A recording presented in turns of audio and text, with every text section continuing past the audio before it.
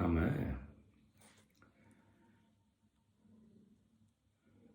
10 பாட்டில் அந்தணர்கள் பற்றிய குறிப்புகளை பார்த்து வருகிறோம். அதில் ஆற்றுப்படை நூல்களில் இப்பொழுது சிறுபான் ஆற்றுப்படை என்ற நூல். சிறுபான் ஆற்றுப்படையில் அந்தணர் பற்றிய செய்திகள் என்ன சொல்லுகின்றன என்பதை பார்ப்போம்.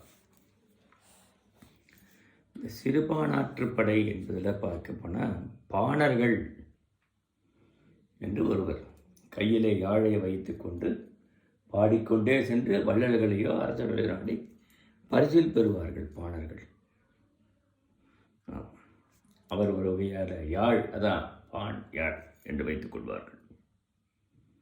அதனால்தான் சிறிய யாழை வைத்துக்கொண்ட சிறுபாணர்கள், பெரிய யாழை வைத்துக்கொண்ட பெரும்பாணர்கள் என்று அதில் குறிப்பிடுகிறார்கள். இவர்கள் சிறிய யாழை வைத்துக்கொண்டு பாடுகிறார்கள். அதான் சிறுபான் ஆற்றுப்படை. இந்த இவர்கள் வள்ளலை நாடி பரிசில் பெற்று வந்து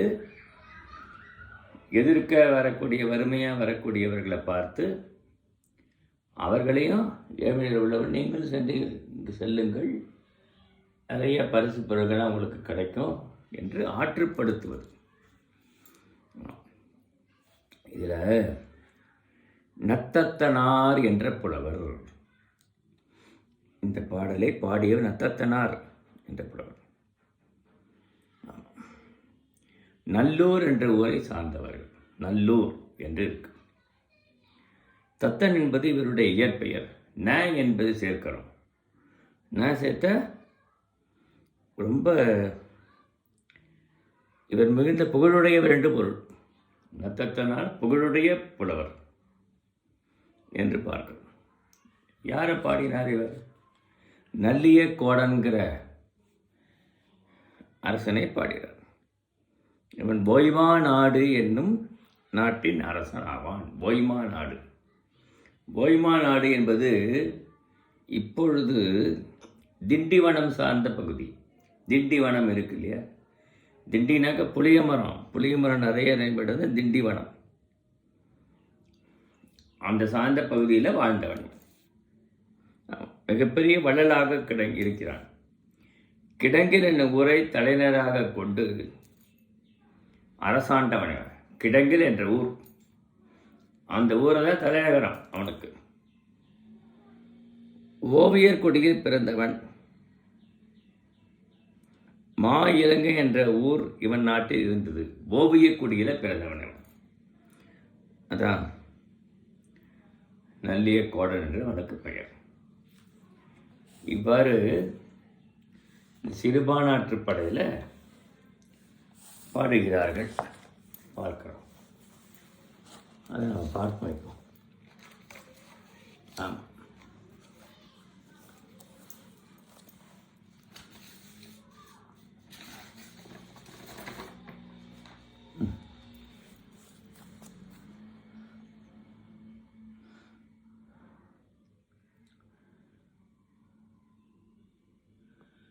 நூற்றி 87லிருந்து கிட்டத்தட்ட 206 வரைக்கும் கிட்டத்தட்ட அந்த அந்தணப்பட்ட செய்தி அதில் வருது. ஆமாம் என்பதை பார்க்கிறோம். நான் கொஞ்சம் முன்னாடி இருந்தே சொல்கிறேன். புலவு கையில் எடுத்த பொன்பாய் மணிச்சிரல்.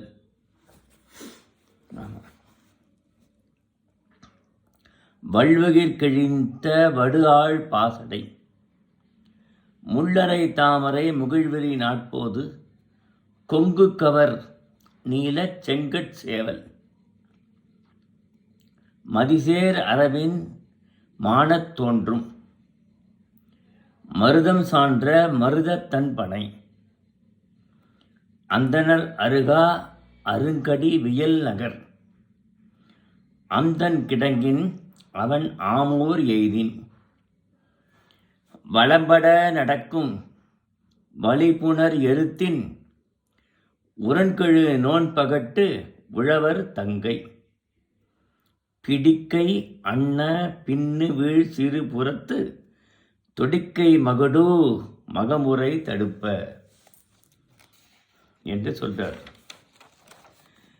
இருங்கால் உலக்கை இரும்பு முகம் தேய்த்த அவைப்புமான் அரிசி அமலை வெண்சோறு கவைத்தால் அளவன் கலவையொடு பெருகுவீர் எரிமறிந்தன்ன நாவின் இலங்கு எயிற்று கருமறிக்காதின் கவையடி பெய்மகள் நினனுண்டு சிரித்த தோற்றம் போல பிணன் உகைத்து சிவந்த பேருகிர் பனை தாள் அண்ணல் யானை அருவி துகள் அவிப்ப நீரு அடங்கு தெருவின் அவன் சாறு அயர் மூதூர் செய்தும் அன்று சிறிது நனி அதுவே பொருணர்க்கு ஆயினும் புலவர்க்கு ஆயினும் அருமறை நாவின் அந்தனர்க்கு ஆயினும் கடவுள் மால்வரை கண்விடுத்தன்ன அடையாவாயில் அவன் அருங்கடை குறுகி செய்நன்று எறிதலும் சிற்றினமின்மையும் இன்முகம் உடைமையும் இனியன் நாதலும் செறிந்து விளங்கு சிறப்பின் அறிந்தோர் ஏத்த அஞ்சினருக்கு அளித்தலும் வெஞ்சினம் இன்மையும் என்று இந்த பாடலில் மிக அழகாக ஆசிரியர் வந்து குறிப்பிடுவதை நான் பார்க்கிறோம். அதனுடைய பொருளை பார்க்கிறோம். அதான் அங்கே முக்கியமானது. இதில் ஆற்றுப்படுத்துகிற செய்தியெல்லாம் வருது. ஆமாம், என்ன சொல்கிறா, அந்தனர் அருகா அருங்கடி வியல் நகர்னா அகன்ற மனைன்னு அர்த்தம். அவனுடைய அந்தனருடைய இருக்கை மனை இருக்கே அகன்று இருக்குமா. ஆமாம், அந்தனர் அருகா அருங்கடி வியல் நகர் அகன்ற மனை அழகிய குளிர்ந்த அடையோடைய நல்லியக்கோடனுடைய ஆமூர் என்ற ஊர். நல்லியக்கோடனுடைய ஆமூர் என்ற ஊரை அடைந்தால் அங்கு அந்தனருடைய வீடுகள் காணப்படும் என்று கூறுகிறார். அதாவது ஒரு அடையாளம் சொல்லணும் இல்லையா? அதனால் எந்த வீட்டில் பெருசாக இருக்கோ அகலமாக இருக்கோ அது அந்தனருடைய இருக்கை. ஆமாம் என்று ஆசிரியர் கூறுகிறார். அதுக்கப்புறம் சரி, அது மட்டும்தான், அந்தனர் இருக்கை மட்டும் இருக்குன்னு நினச்சிக்க வேண்டாம். கிணை பொருணர்க்கே ஆயினும் இயற்புலமைக்கு ஆயினும் அருவரை கற்றுணர்ந்த நாவை உடைய அறிவுடையவர்க்காயினும் கடவுள் உரைகின்ற பெருமையுடைய மேருமலை ஒரு கண்ணை விழித்து பார்த்தது போன்ற அடைக்கப்படாத வாயிலுடைய நல்லியக்கோடன் மற்றவர் இயலாத காவலை உடையது. அதாவது நல்லியக்கோனுடைய நகரம் இருக்கு இல்லையா, காவலுடைய நகரம். ஆனால் யாரெல்லாம் அங்கே வந்து உள்ளே நுழையலாம், எளிதாக நுழைய முடியும் என்று பார்த்தாக்க பொருணர், அப்புறம் புலவர்கள், அந்தணர்கள் முதலியவர்கள் வந்து வந்தாக்கா அந்த நகரத்தை வாயில வந்து திறந்து விடுவார்களாம். அவர் யாருடைய அனுமதி பெற வேண்டிய தேவையில்லை. பொருணர்கள், புலவர்கள், அந்தணர்கள். அப்படி மேருமலை கண்ணை திறந்து பார்த்தால் ஒத்த வாயிலை உடையது அவனது அரண்மனை. அத்தகைய தலைவாயிலை அடையணும் அப்படின்னு சொல்றார். அப்போ மேருமலைனா இமயமலை.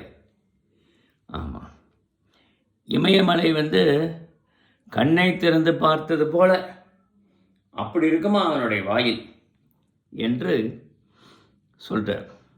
அந்தனர் என்போர் அறவோர் மற்றும் செந்தன்மை பூண்டுழகலான். அவர் அரிய மறையை வந்து கற்றவர்கள், அருளுடையவர்கள் அந்தணர்கள். அதை சொல்றார். மேருமலை போன்று உயர்ந்து விளங்குகிறது. மேருமலை கண் விழித்து பார்த்தது போன்று விளங்கும். அந்த வாயில் திறந்து கிடப்பினா கூட பகைவர் முதலானார் புகுவதற்கு அரியது. பகைவர்கள்லாம் உள்ளே புக முடியாது.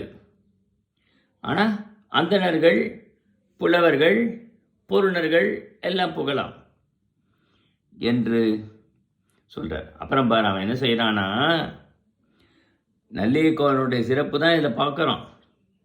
மற்றவர் தனக்கு செய்த நன்றியை மறவாமல் போற்றும், தானும் அவருக்கு நன்மை செய்தலையும் அறிவும் ஒழுக்கமும் இல்லாத மக்கள் கூட்டம் இல்லாமையும் அவங்ககிட்ட எப்படி இருக்கு பாருங்க. இனிய முகத்தை எக்காலம் உடையவனா இருத்தலையும் செய்நின்றி மறக்க மாட்டான். செய்நின்றி மறக்காத மக்கள்கள் வாழ்கின்றார்கள். அதற்கு நன்மை செய்தலையே அவன் கருதி இருக்கிறான். நல்ல அறிவுடையவன், ஒழுக்கத்தை உடையவன்.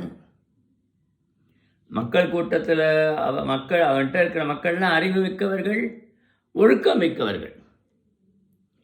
ஆமாம், அவன் இனிய முகத்தை உடையவனாக தான் இருக்கிறான். எப்போதும் கடுகடுப்பாக இல்லை, சினங்கொள்வதில்லை. பகைவர்களை பார்த்தா சினங்கொள்வான், மற்ற நேரத்தில் இல்லையான். பல கலைகளை உடையவன், அவன் எல்லா கலைகளும் கற்றவன் அவன் என்று அந்த வள்ளலோட சிறப்பை மிக அழகாக இந்த ஆசிரியர் இந்த பாடலில் பதிவிடுவதை நாம் நன்கு பார்க்கிறோம். அந்தணர்கள்லாம் இருக்கை அப்படி இருக்கு, அந்தணர்கள் வாழ்கின்ற இடம் அப்படிப்பட்டது என்று கூறுகிறார் என்பது நாம் பார்க்கிறோம் இல்லையா? ஆமாம், இப்படி அந்த சிறுபானாற்றுப்படையில் சொல்லப்படுகிறது. அதுக்கப்புறம் பெரும்பானாற்றுப்படை, ஏற்கனவே சொன்னேன் இல்லையா? பெரும்பானாற்றுப்படை, பெரும்பானாற்றுப்படை பெரிய யாழை வைத்து கொண்டு பாடுபவர்கள் பெரிய பெரும்பானாற்றுப்படை. கடியலூர் உத்தரங்கண்ணினார் என்பவர் இதை பாடியிருக்கிறார். கடியலூர் என்று அவருக்கு பெயர், வேற ஒன்றும் இல்லை. இவ்வகையில் அவர் சிறுசிறுப்பு இல்லை. கடியலூர்னா சிறுசிறுப்பு கடுகடுப்புலாம் இல்லாதவரான் ருத்திரங்கண்ணர். ருத்திரங்கண்ணா நெற்றிக்கண்ணை குறிக்க, நெற்றிக்கண்ணை உடைய சிவமான் இல்லையா, அவருடைய பெயரை வைத்திருக்கிறார். நெற்றியில் இருக்கிற கண் ஞானத்தின் கண் என்று கருதப்படுகிறது. சிறுமான் நெற்றிக்கண்ணு ஞானத்தை உடைய கண்ணான். இவர் யாரை பாடியிருக்கார்? இளந்திரையன் என்ற அரசனை பற்றி பாடியிருக்கார். காஞ்சிபுரத்தை தலைநகராக கொண்டு தொண்டை நாட்டை ஆண்டவன் தான் இளந்திரையன். சோழ வம்சத்து அரசன் ஒருவன் நாகர உலகத்து பீலிவளை என்னும் நங்கையை மணந்தான். நாகர் உலகத்தில் இருக்கிற பீலிவளையை மணந்தவன் சோழ தேசத்து அரசன். அவர்களுக்கு பிறந்தவன் தான் இந்த இளந்திரையன் என்பவன். இவன் தாய் இவனை தொண்டை கொடி, கோவைக்கொடின்னு சொல்கிறோம் இல்லையா, கோவைக்காய், அந்த கொடியால் கட்டி கடலில் போட்டு விட்டான். கடல் யாத்திரைகளால் சோழ நாட்டில் கரை சேர்றான் இவன். அதனால் தொண்டைமான் இளந்திரையன் என்று பெயர் பெறுகிறான். காஞ்சிபுரம் ஒட்டிய நாடு தான் தொண்டை நாடு என்று நாம் கருதுகிறோம். அப்படிப்பட்ட சிறந்த நாடு தான் தொண்டை நாடு. இந்த பெரும்பானாற்றுப்படையில் எப்படிலாம் சொல்லுகிறார் பார் ஆசிரியர் என்பதை நாம் பார்க்குறோம். ஆமாம், பெரும்பானாற்றுப்படை, பெரும்பானாற்றுப்படையுடைய இதை பார்ப்போம். நம்ம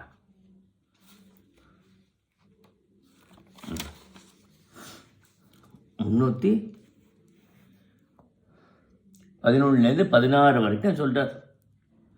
311 ஆரம்பித்து 16 வரைக்கும். அது முன்னாடி என்ன பார்ப்போம். கஞ்சக நறுமுறி அலையி பைந்துணர் நெடுமர கொக்கின் நறுவடி விதிர்த்த தகைமான் காடியின் வகைப்பட பெருகுவீர். வண்டல்லாயமொடு உள்துறை தலையி புனலாடு மகளிரிட்ட பொலங்குழை இறைதேர் மணி சிரல் இறை செத்து எரிந்தன புல்லார் பெண்ணை புலம்பு மடர் செல்லாது கேள்வி அந்தனர் அருங்கடன் இருத்த வேள்வி தூணத்து அசையீ யவனர் ஓதிம விளக்கின் உயர்மிசை கொண்ட வைகுரு மீனின் பையத் தோன்றும் நீர்பயற்று எல்லை போகி பார்கேள் வாழ்வுளை புறவையடு வடவளம் தரும் என்று ஆசிரியர் இந்த இதில் குறிப்பிடுகிறார். பார், அந்தனுடைய இல்லம் எப்படி இருக்கிறது என்பதை பற்றி 297 301 அடி வரைக்கும் ரொம்ப அழகாக இதை சொல்கிறார் அவர். ஆமாம், வளம் பொருந்திய கன்றை கட்டி சிறுகால்களை உடைய பந்தலையும், சின்ன பந்தல் இருக்கும் அவர் வீட்டு வாசலில், அதனுடைய வீட்டு வாசலில் பந்தல்கள் இருக்கும். ஆப்பி, அதாவது ஆப்பினா சாணம் என்று, பசுமாடு பெய்கிற சாணம், அதனால் அது மெழுகப்பட்ட இடமா இருக்கும். அவர்களுடைய வீடு திண்ணை, வாசலுக்கு திண்ணை வெளியில் மெழுகப்பட்டிருக்குமா ஆப்பி சாணத்தால். இப்போ நம்ம சாணத்தை தெளிப்பது கிருமி நாசினி என்று சொல்லிக்கிறோம் இல்லையா, அதான் தூய்மைக்கு அடையாளம். அந்த அந்த அந்த வீட்டில் அந்த இருக்கிற தெருவில் நாய்களோ கோழிகளோ காணப்படாது என்று சொல்கிறார். வளைந்த வாயுடைய கிளிக்கு வேத ஒளியை கற்பிக்கின்றது தான். இவர்கள் அந்தணர்கள் வேதம் பயில்கிறார்கள் இல்லையா, சிறுவர்கள் வேதம் பயில்கிறார்கள். இதை கேட்டு கேட்டு கிளியும் வேதம் சொல்லுமோ. இப்படி நீங்கள் போனாக்க ஆற்றுப்படுத்துகிறார் புலவர். இப்படி நீங்கள் போனால் அந்தணர் வாழ்கின்ற இடங்கள்லாம் இருக்குது, அங்கே நீங்கள் தங்கலாம், அவர்கள் உங்களுக்கு உணவு அளிப்பார்கள். ஆமாம், அதை பெற்றுக்கொண்டு நீங்கள் செல்லலாம் என்று. கோழி நாயின் இருக்காது அந்த இல்லத்தில் என்று சொல்கிறார். ஆமாம், பசுஞ்சாணத்தால் மெழுகப்பட்டிருக்கும் என்று. வேதத்தை காப்பவர் மறை ஓதுதலை விதிப்படி ஒழுகுவர்.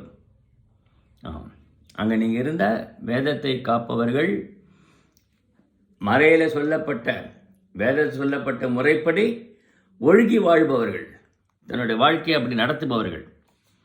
அவருடைய விருந்தோம்பல் பண்பை பற்றியும் சொல்கிறார் பார் ஆசிரியர். பெரிய நல்ல வானில் வடக்கு திக்கில் விளங்கும் அருந்ததியை போன்ற கற்பு உடைய நல்ல நெற்றியும் வளையலைவும் உடைய பார்ப்பினி. பார்ப்பினா அந்தனருடைய அந்த அந்த இல்லத்தில் வாழ அந்தனுடைய மனைவி பார்ப்பினி, பார்ப்பான மனைவி பார்ப்பினி. பக்குவம் வரைந்து சமைத்த கதிரவன் மறைந்த காலத்தில் பறவையின் பெயரை பெற்று நெற்சோறு. இந்த பறவையோட பெயரை பெற்று நெல்ல ஒரு வகை, எத்தனையோ நெல் வகை பேருக்கு சொல்கிறோம் இல்லையா, அதில் ஒன்று. சிவந்த பசுவின் அரிய மோரில் எடுத்த வெண்ணெயில் கிடந்து வெந்ததால் வெப்பமடையும் கொம்மட்டி மாதுளங்காய் அதில் செய்ய கறி. பசிய காயின் பிளப்போடும் மிளகு பொடி கலந்து கருவேப்பிலை நரிய இலை கலக்கப்பட்டு பசிய கொத்துக்களுடைய மரமான மாமரம் நிறைய வடுவை பலவாக போட்ட அழகுடைய ஊறுகாய், மாவடு ஊறுகாய் போட்டு அவர்கள் தருவார்களாம். அதை நீங்கள் பெற்றுக்கொள்ளலாம். அருந்ததியை போன்ற கற்புடையவர்கள் அந்த பெண்மணிகள், நல்ல நெற்றியை வளையலை அணிந்தவர்கள் பார்ப்பனி. அவைகள் சமைத்த அந்த சோறுக்கு ராசாண்ணம் என்று பெயர். அதாவது ராசாண்ணம் என்று பெயர். அது ராசாண்ணம்னா என்ன? பறவைகளுக்கு மிகச்சிறந்தது அன்னப்பறவை. அன்னப்பறவை போல் விளைவேன்னு இருக்குமா அரிசி. கருடனையே சொல்லுவது ராசர். பறவைகளுக்கெல்லாம் அரசன் கருடன் தானே, அதனால் கருடனையும் சொல்லுவது வழக்கம். இப்படி அவர்கள் கற்பு நெறி வழாமல் வாழ்பவர்கள். மகிழ்வுனா பார்ப்பனியை குறிக்கிறது. கதிரவமறையங்கான பறவையின் பெயரை பெற்று நெற்சோறு என்ன கருடன் சம்பா என்று பெயர். கருடன் சம்பான்னு குறிப்பிடுகிறார் ஆசிரியர். பறவை பெயர்ப்பாளர் ராசாண்ணம் என்று நச்சினார்கணையர் குறிப்பிடுகிறார். இதான் மிக சிறந்த சோறு, நல்ல சோறு கிடைக்கும் அங்கே போனாக்க. ஆகதிக்கு சிவந்த பசு இருக்குமா அவங்க வீட்டில். மாதுளை துருப்பு பசுங்காய், மாதுளம் பசுங்காய் இருக்கும், அதில் சாப்பிட. அப்புறம் மாதுளையில் செய்த கறி, அதுக்கப்புறம் மிளகுப்பொடி கலந்த கறிவேப்பிலை துவையல், மாவடு ஊறுகாய், இதெல்லாம் தயிரோடு கூட கிடைக்கும் உனக்கு. அவர்கள் தருவார்கள் நீர். அந்த அந்தணர்கள் இல்லம் சென்று அவற்றை உண்டு மகிழ்ந்து இளைப்பாரி விட்டு நீ செல்லலாம் என்று ரொம்ப அழகாக சொல்கிறார். நீராடு மகளிர் நீராடு விளையாட்டு விடை கூட்டத்தோடு நீர் உண்ணும் துறையின் விட்டு சென்ற பொன்னால் செய்த மகரக்குழை இறைதன் நீலமணி போலும் கிச்சிலி. அவர்கள் ஆற்றங்களில் குளிக்கிற போது பெண்கள் எல்லாம் அந்த மகரக்குழையை அதை மீன் அடித்து அந்த பறவை தூக்க வருதான். எப்படி பனை மரத்தில் தனியான மடையில் 100 கேள்வியை அந்தணர் செய்வதற்கு அரிய கடனாக செய்து முடித்த வேள்விச்சாலையில் நடப்பட்ட யூபத்தின் தூணின் மேலே சோனகர் யவனர் கும்மி மேலே இட்ட அன்ன விளக்கு போலவும் என்று உயர்ந்த வடம் கொண்ட வைகரியில் தோன்றும் வெள்ளி என்றெல்லாம் ஆசிரியர் சொல்கிறார். இதில் என்ன சொல்கிறாரு, அந்தனர் வேள்விச்சாலையில் வேள்வி தூண் யூபஸ்தம்பம் என்று பெயர். ஏற்கனவே நம்ம யூபஸ்தம்பம் பற்றி பார்க்கிறோம். வேள்வியில் யூபஸ்தம்பம் நடுவார்கள், அது இருக்கும், அது நிறைந்திருக்குன்னு சொல்லி பார்த்தோம் இல்லையா. அது போல அந்த யூபஸ்தம்பம் வேள்வி தூணில் போய் அமர்ந்தது. அந்த குழை யவனர் மகிழ்த்த கோதுமை விளக்கு போன்று இருந்ததாம் பார்ப்பதற்கு. வைகையில் தோன்ற வெள்ளி மீன் போன்று ஒளிவிட்டு விளங்காத மெல்ல மங்கி தோன்ற நீர்ப்பயல் துறை. அப்படி ரொம்ப பிரகாசம் இல்லை, கொஞ்சம் மங்கியெல்லாம் இருக்கும் அந்த துறை என்றெல்லாம் ரொம்ப அழகாக இந்த இதில் ஆசிரியர் கூறுகிறார். இவ்வாறு அந்தனருடைய இருக்கை, அங்கே போனால் உனக்கு உணவு கிடைக்கும், என்னென்ன உணவு அங்கே பெறலாம் என்று ஆசிரியர் கூறியுள்ளார் பெரும்பானாற்றுப்படையில். இவ்வாறு பெரும்பானாற்றுப்படை, சிறுபானாற்றுப்படை இந்த 2 நூல்களிலும் அந்தணர்கள் பற்றிய செய்தி, அந்தணருடைய இருப்பிடங்கள், அவருடைய வாழ்க்கை என்பதெல்லாம் பற்றி பார்க்கிறோம். இவ்வாறு 10 பாட்டு நூல்களில் கூட அந்தணர்கள் பற்றிய செய்திகள் நிரம்ப காணப்படுகிறது. ஆக அந்தணர்கள்லாம் மற்றவர்களுக்கு எவ்வளவும் செந்தன்மை பூண்டொழுகுதல், எல்லாரிடத்திலும் அன்பு செலுத்துபவர்கள் என்று நாம் கருத வேண்டும் என்று இத்தோடு இன்றைக்கு என்னுடைய உரையை நிறைவு செய்கிறேன். வணக்கம்.